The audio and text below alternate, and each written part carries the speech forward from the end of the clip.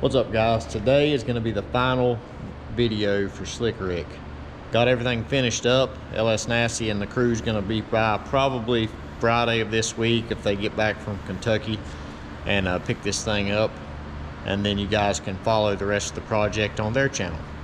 So I'm just going to give you an overview of everything that we've done on this thing, everything that's kind of about it, and for those of you that haven't been following so far. So this is a 3rd gen Camaro. I haven't panned around here to show it yet, but there you go. 3rd gen Camaro, LS Nasty, and the guys acquired this chassis. This used to be a limited drag radial car, I'm pretty sure. So it's already a proven chassis. So the engine combo, we got a 481X Proline motor. Really nice unit. As far as the turbo, this is a 140 millimeter arch turbo. A lot of the MPK guys run these big singles like this because the rules require a single power adder, and this is how they make huge power with single power adder. This or the Pro Charger units. So they brought it to us needing the turbo system, the fuel tank, and that stuff laid out, as well as a vent tank in the rear. So the first thing we did was mount up the turbo. We used similar to a Maven mount. I'll show you down here. Similar to a Maven mount, but the oil drains down the tube here, and then it will be picked up right here by a scavenge pump, which they will mount later. We was gonna mount it, but we figured it was best just to let Matt take care of that since they're not sure about the plumbing and stuff yet. So we got the turbo mounted on that, and then we started running the hot side, which we used. This is a billet flange that TKM machined, similar to the streetcar fab flanges that I normally use, but it's got kind of an alternating inlet to it, which made it really easy to weld the pipes together. And these are 3.5 on the hot side, so that turned out really nice. Matt also drew that up. We've got 60 millimeter Turbo Smart gates. I think these are some used gates that they picked up at Proline when they was up there getting the motor. So we just went ahead and used those since they already had them. The headers on this car was already on it. I think they got it with the car. This car used to be a twin turbo car before. So it really got some snakes going on here. Look like equal length, or at least trying to be, so pretty cool.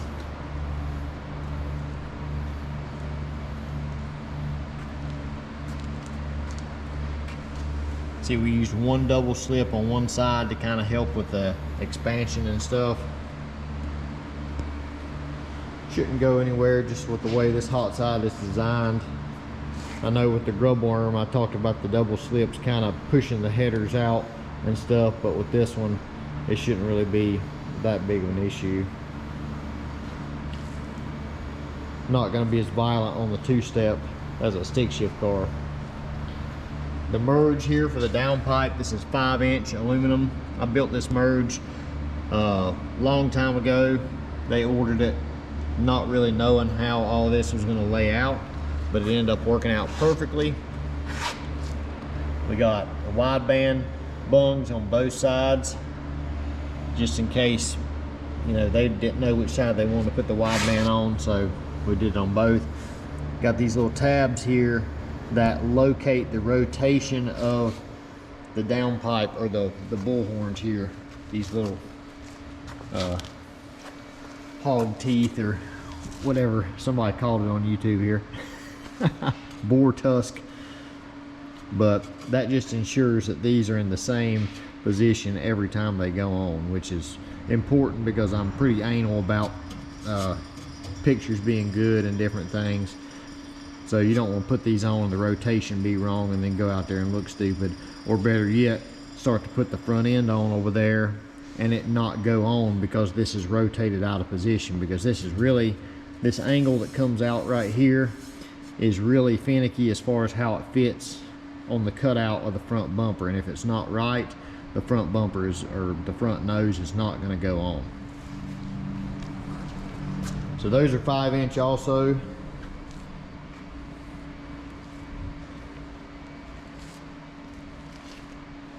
The wastegate dumps here, I know I'm jumping around a lot, but I'm trying to remember everything to talk about. The wastegate dumps, we got them where they're dumping right past the frame rail here.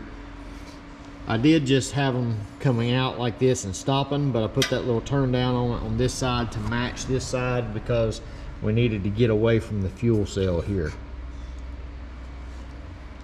So that worked out good. This fuel tank, this is around 6 gallons. I know we said, I talked to them about doing 5. I tried to stretch it to 6 just to have some extra fuel capacity, because this thing is going to be drinking a lot of fuel with 3 injector ports in the cold pipe. We've got 16 injectors on the engine. It's going to be going through a lot. So on the vent on this fuel tank, this is a 12 ORB. They're going to put the vent in a different location so it's not as apt to spill out or splash out. Got our billet fuel cap on here. Always use those. I hate the plastic cap things. It just looks junky and they don't work good over time. This is the return.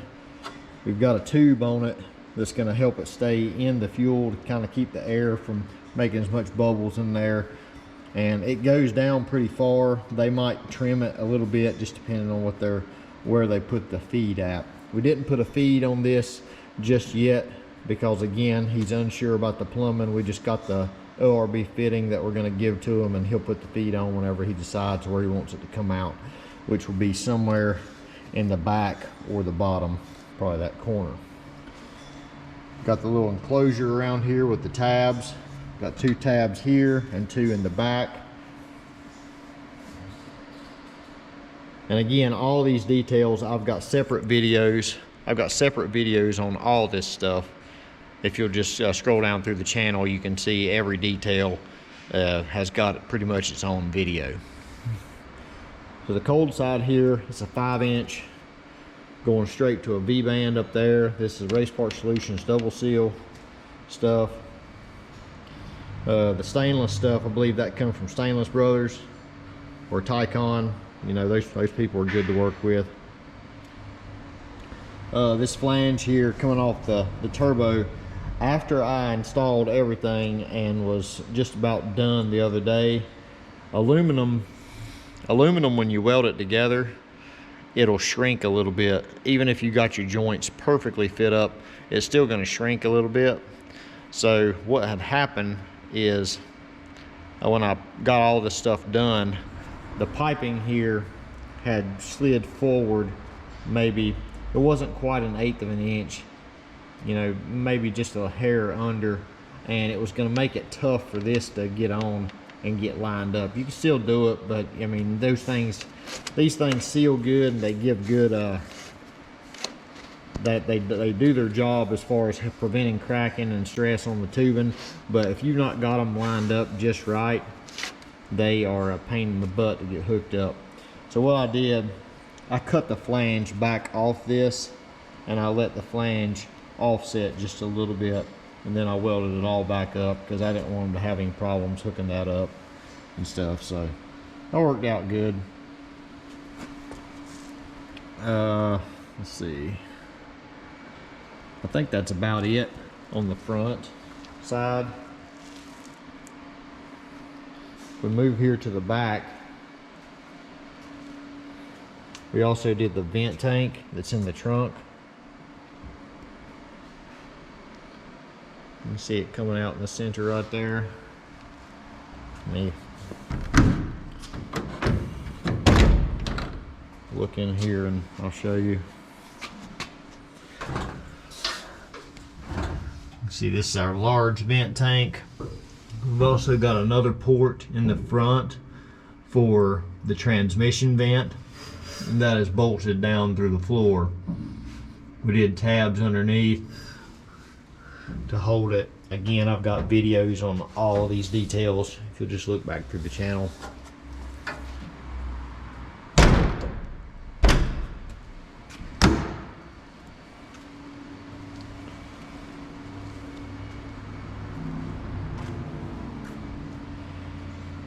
We come underneath and we put quick jack tabs on the bottom of the frame rail. It didn't have any. It was kind of sketchy jacking it up.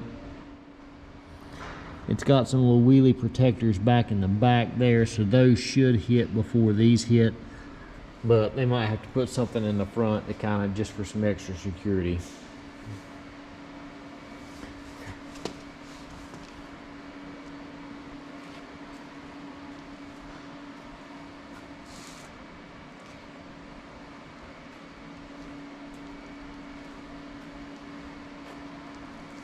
Those bull horns are going to kill somebody.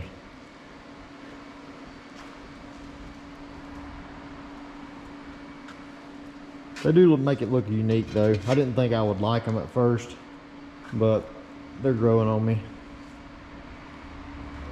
They do have a different look. So, okay, one thing I forgot. We got the back pressure bungs right here. We got one on each side because again they're not sure which side they're wanting to use for that, so I'll put one on each side for them.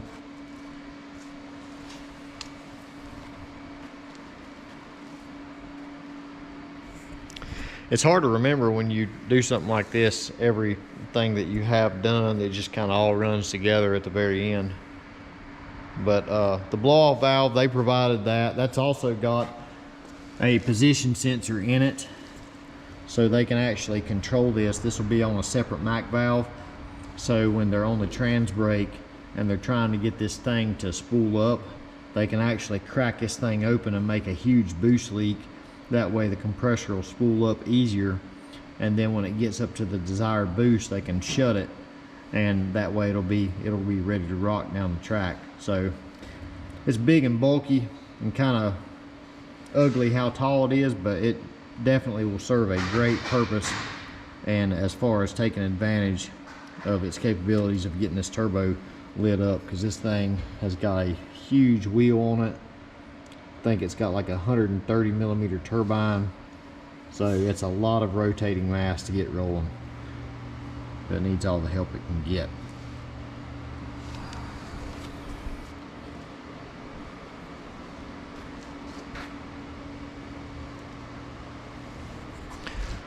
So that's pretty much it. I'm gonna put the front of it on and just show you what it looks like with everything buttoned up, and then these guys will be good to go to come get this thing. I want to thank those guys for letting us mess with the car. I like to do setups like this. You know, full race car, big power. I know they're gonna run really fast with it when they get it all buttoned up. So now if that's done, it's time to get back to all of our production stuff that we're super behind on. So let's get the front on this thing and just see how it looks.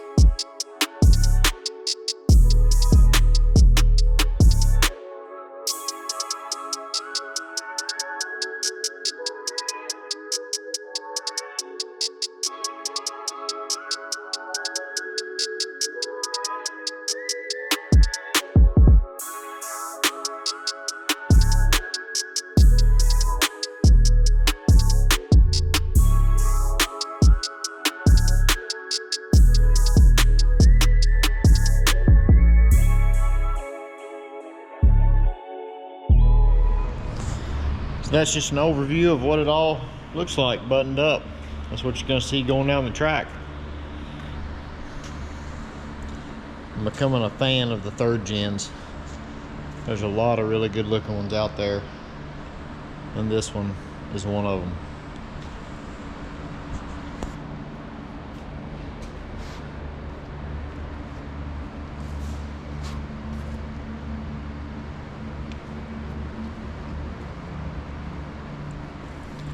The only thing about a white car, it messes with the white balance on the camera. You can see the lines going up and down. That's what I fight all the time with anything white. So thank you guys for watching. Thank you for following this build up to this point, and continue to follow it over on the LS Nasty channel, because I know them guys are gonna do it up right, and they're gonna go really fast with this combo. So we'll see you on the next video.